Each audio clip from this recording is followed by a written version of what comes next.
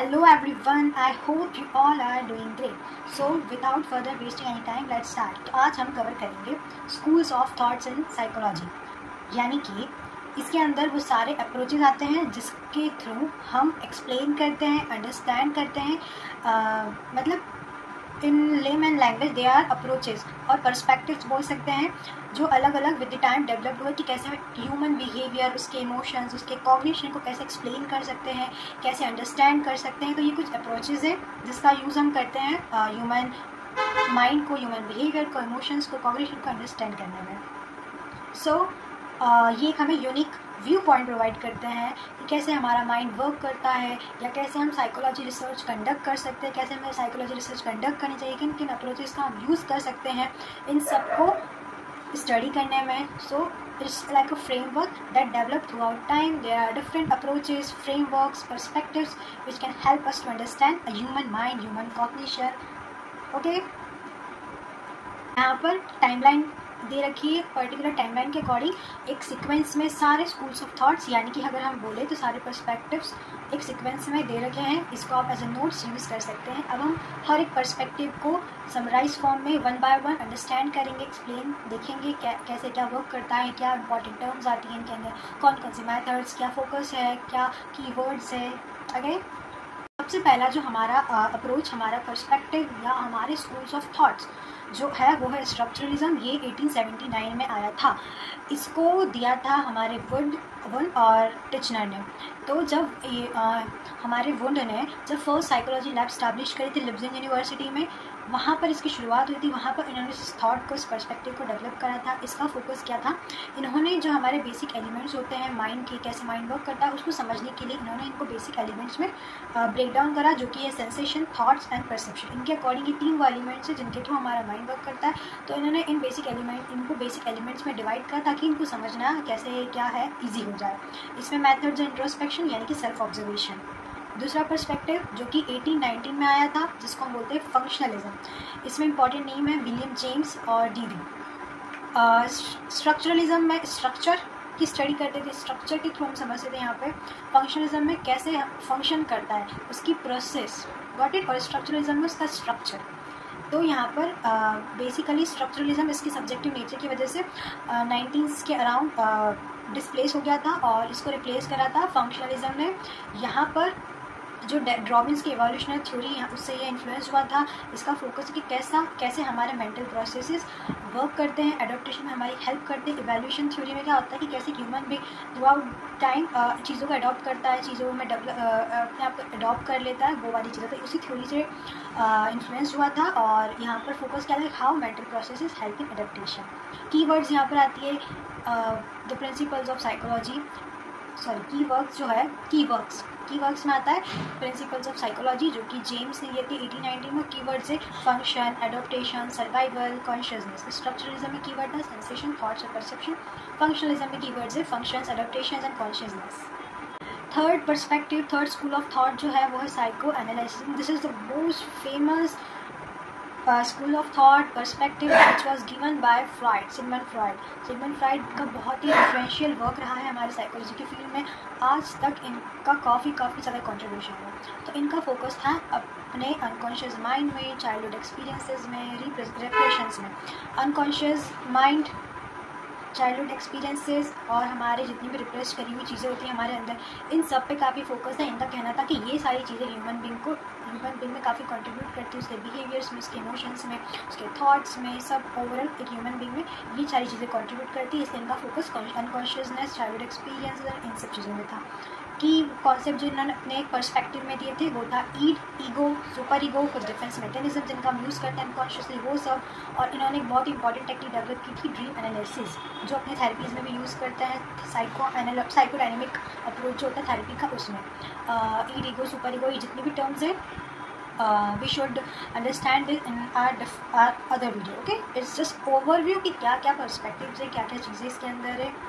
तो यहाँ पे कीवर्ड है unconscious, depression, childhood trauma, free association, dream analysis. और की वर्क जो था यहाँ पर इस अप्रोच में हुआ था वो था इंटरप्रिटेशन ऑफ ड्रीम, और ये था फ्राइड का वर्क। अब आता है हमारा फोर्थ स्कूल ऑफ थॉट जो कि है बिहेवियरिज्म, जो कि 1913 में आया था। इसमें इंपॉर्टेंट नेम है वॉटसन, स्कीनर, पैवलोन। वॉटसन, पैवलोन ने काफ़ी सारे एक्सपेरिमेंट, काफ़ी सारी की स्टडीज़ है जो बहुत फेमस है हमारे साइकोलॉजी के एरिया में, और एग्जाम्स में भी इनके बारे में काफ़ी ज़्यादा पूछा जाता है। तो I hope you should all cover this is very important marks scoring topics. So behaviourism में जो फोकस था वो था ऑब्जर्वेबल बिहेवियर्स में। लर्निंग जो होती है इंडिविजुअल कंडीशनिंग के थ्रू करता है। कंडीशनिंग दो टाइप की होती है, classical, operant. We will also cover this in our different video lecture, okay, तो डोंट वरी अबाउट इट।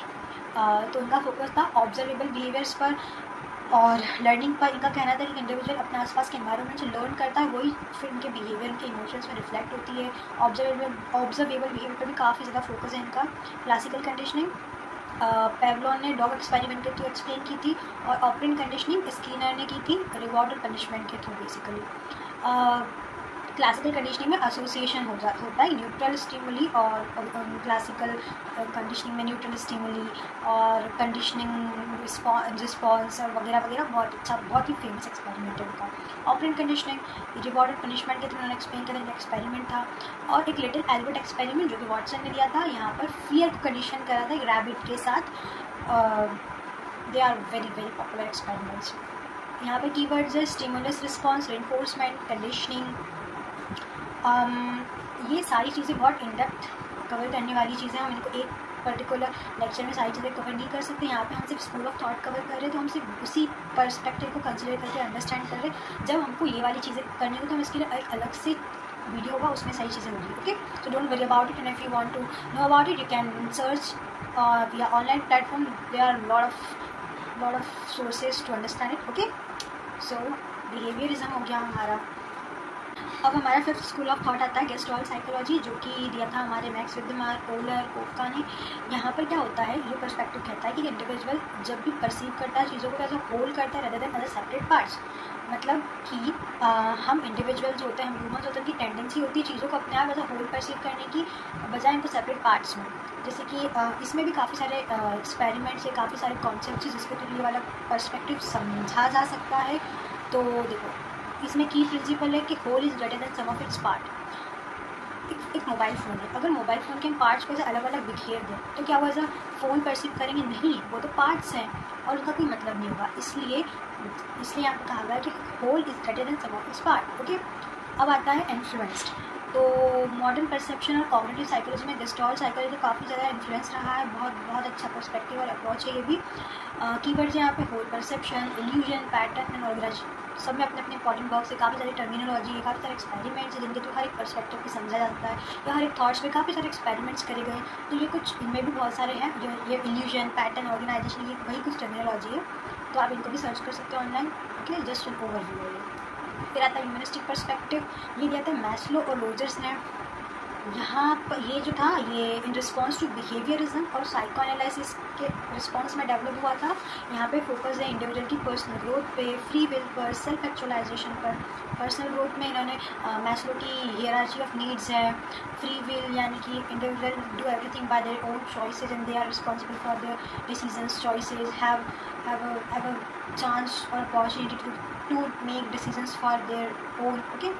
और सेल्फ एक्चुअलाइजेशन हाईएस्ट नीड होती है, जो हियरार्ची में सबसे टॉप पर है, बिल्कुल एकदम टॉप पर। जैसे एकदम संत मुनि जो होते हैं ना, बड़े बड़े विद्वान लोग, वो इस स्टेज पे पहुंच पाते हैं। उसके पहले काफ़ी सारी नीड्स है, अलग अलग basic needs, biological needs and so on की थ्योरीज हैं यहाँ पे। मैस्लो की हियरार्ची ऑफ नीड्स जो 1943 में आई थी, और सेल्फ एक्चुअलाइजेशन टॉप पर है। रोजर्स की क्लाइंट सेंटर्ड थेरेपी, जहाँ पर एक क्लाइंट को हम एक अनकंडीशनल पॉजिटिव रिगार्ड देते हैं, नॉन जजमेंटल एनवायरनमेंट देते हैं, ओके। वो फ्री विल वाला कॉन्सेप्ट इसमें आता है। फिर कीवर्ड्स है self actualisation, free will, personal growth, motivation. तो ह्यूमनिस्टिक साइकोलॉजी में एक हमारा जो पर्सपेक्टिव होता है वो क्या होता है कि एक इंडिविजुअल की सेल्फ ग्रोथ वाले कॉन्सेप्ट को लेना, उसकी फ्री विल और motivation, regards and non judgemental environment, ये वाली चीज़ों को हम कंसीडर करते हैं, टॉप पर रखते हैं, फोकस हमारा वो होता है, okay.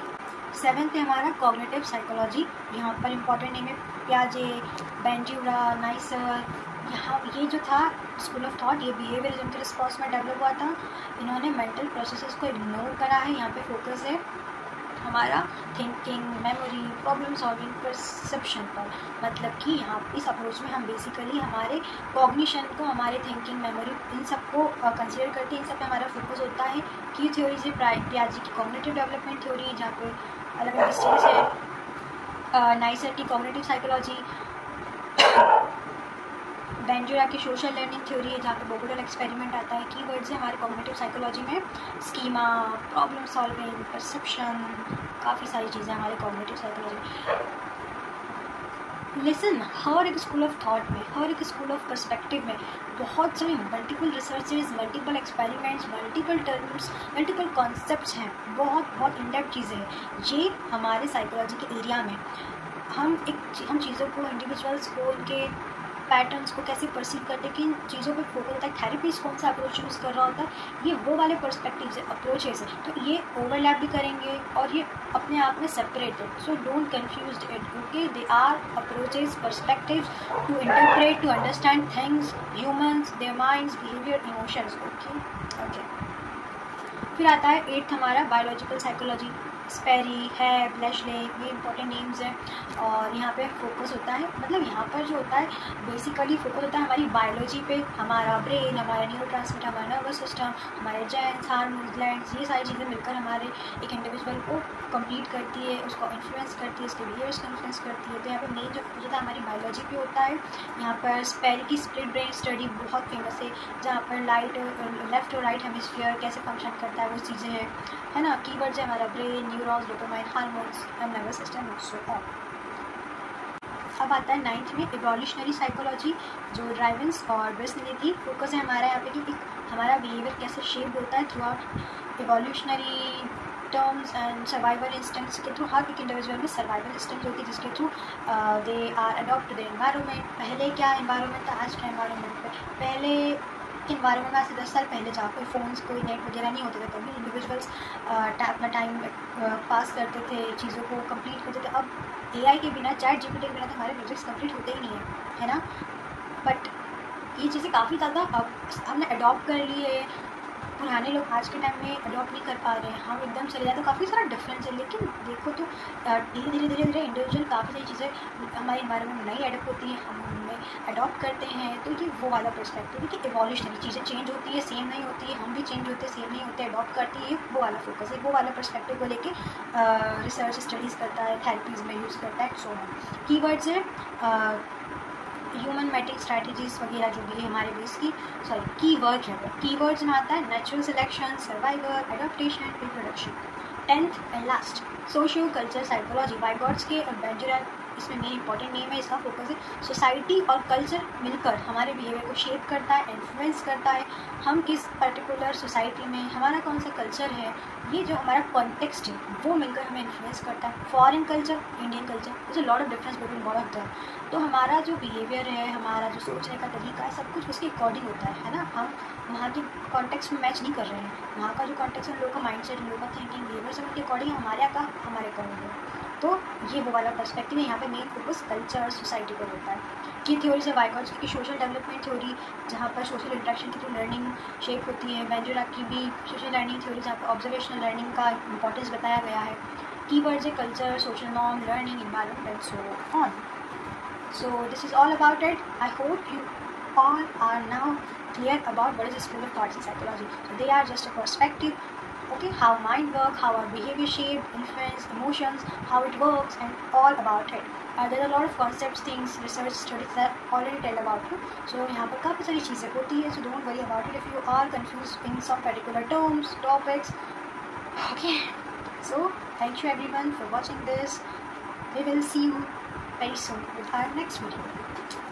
Till then, bye bye, take care.